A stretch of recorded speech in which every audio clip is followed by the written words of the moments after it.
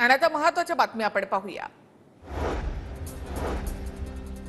उपमुख्यमंत्री अजित पवार आणि उत्तम जानकरांची 5 मिनिटं गाडीमध्ये चर्चा। उत्तम जानकरांसोबत उमेश पाटील देखील उपस्थित। अजितदादांनी गाडी थांबवून दोघांशी चर्चा केली।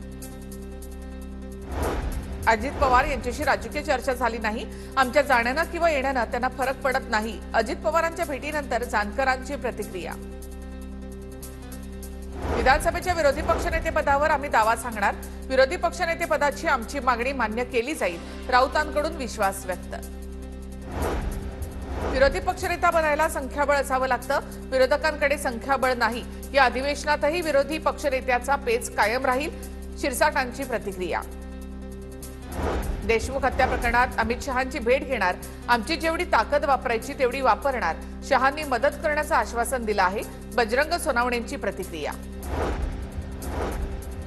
स्वातंत्र्यवीर सावरकर बदनामी प्रकरणी राहुल गांधींना नाशिक कोर्टामध्ये प्रत्यक्ष हजर राहण्याचे आदेश। ऑनलाईन हजर राहता येणार नाही। प्रत्यक्ष हजर राहून जामीन घेण्याचे देखील आदेश। याचिकाकर्ते यांचे वकील मनोज पिंगळे यांची माहिती। सुनावणी लाईव्ह झाली तर त्याच्यामध्ये कोर्टाने हे पास केलं आणि त्यांचा 205 चा जो अर्ज होता तो न्यायालयाने पटलावरच घेतलेला नाही। त्याच्यामुळे जामिनासाठी त्यांना यावं लागेल हे कोर्टाने सांगितलं। मेच्या फर्स्ट वीकमध्ये त्यांनी वेळ मागून घेतलेली आहे। आम्ही याला ऑब्जेक्शन नाही घेतले। कृषी मंत्री माणिकराव कोकाटेंच्या निकालावर 5 मार्चला सुनावणी। चुकीच्या पद्धतीने घरं लाटल्याचा कोकाटे यांच्यावर आरोप। शिक्षेच्या विरोधामध्ये कोकाटेंनी आव्हान दिलं होतं। महाराष्ट्र गोसेवा आयोग आणि पशुसंवर्धन विभागाच्या वतीने अधिवक्ता कार्यशाळेचं आयोजन। पंकजा मुंडेंकडून पशूंसाठी फिरत्या रुग्णालयाची पाहणी। स्वारगेट बस स्थानकावरील अत्याचाराच्या घटनेनंतर स्वारगेट बस स्थानकावर सुरक्षा रक्षक वाढवणार। स्वारगेट एसटी प्रशासनाकडून 36 सुरक्षा रक्षकांची मागणी, ज्यामध्ये 6 महिला सुरक्षा रक्षक देखील असतील। प्रत्येकाला आपला पक्ष वाढवण्याचा अधिकार। कार्यकर्त्यांना प्रोत्साहन देण्यासाठी काही वक्तव्य केली जातात, मात्र आम्ही सर्वांनी एकजुटीने राहण्याचं ठरवलंय। एकनाथ शिंदेंच्या वक्तव्यावरून अजित पवारांचं वक्तव्य। रेकॉर्डवरील आरोपींच्या झाडाझडतीचे पुणे पोलीस आयुक्त अमितेश कुमार यांचा आदेश। स्वारगेट आगारामध्ये झालेल्या बलात्काराच्या घटनेच्या पार्श्वभूमीवर अत्याचार, विनयभंग अशा गुन्ह्यांमधील सराईतांची चौकशी होणार। महिलांसाठी कॅन्सरच्या लसीबाबत सकारात्मक विचार सुरू।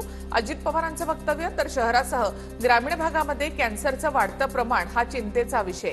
14 वर्षापर्यंतच्या मुलींना मोफत कॅन्सर लस देण्याचा विचार। प्रकाश आंबेडकर यांचं विधान। काँग्रेसच्या विधान परिषदेच्या गटनेतेपदी सतेज पाटलांची निवड, तर विधानसभेच्या प्रतोदपदी अमित देशमुख यांची निवड। शरद पवारांच्या राष्ट्रवादीकडून शॅडो कॅबिनेटची स्थापना। सरकारच्या 100 दिवसांच्या कार्यक्रमाच्या मूल्यमापनासाठी पवारांच्या नेत्यांची टीम सज्ज। नव्या उमेदीनं कामाला लागा, शरद पवारांच्या कार्यकर्त्यांना सूचना। विधानसभेवेळी महायुतीच्या नेत्यांनी माझ्या विरोधात रसद पुरवली। आमदार राजेश क्षीरसागर यांचा हसन मुश्रीफ यांच्यावर अप्रत्यक्ष आरोप। तर महायुतीच्या लोकांनाच निवडून आणण्याचं आम्ही ठरवलंय, मुश्रीफांचं प्रत्युत्तर।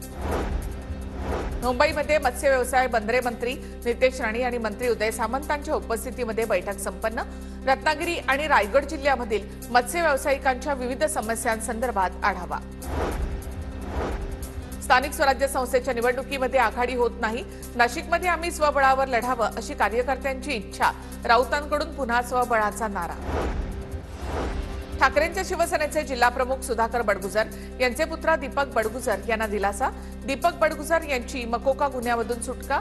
प्रशांत जाधव गोळीबार प्रकरणी 6 जणांना दिलासा। अजित पवार यांनी आमच्यावर कारवाई करण्यापेक्षा गुन्हेगारांवर कारवाई करावी, वसंत मोरेंचं प्रत्युत्तर। तर पालकमंत्री अजित पवारांना शहराच्या सुरक्षिततेकडे लक्ष देण्याचाही सल्ला।